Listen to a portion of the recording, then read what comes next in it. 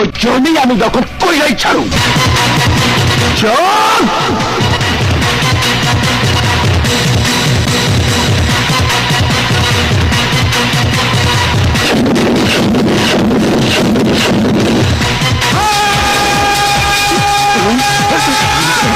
ওই জমির দিকে হাত বাড়াইলে সিডরের এমন রূপ তুই দেখবি যা আজ পর্যন্ত কেউ দেখে নাই।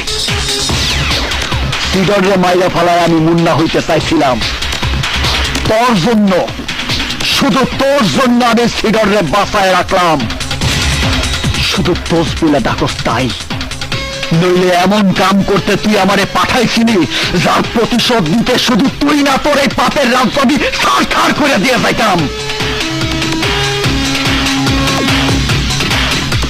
মনে রাখিস, সিডর যদি আবার আসে তোর উপরই আইব, সেই দিন তোর কোনো অস্তিত্বই খুঁজা পাওয়া যাইব না।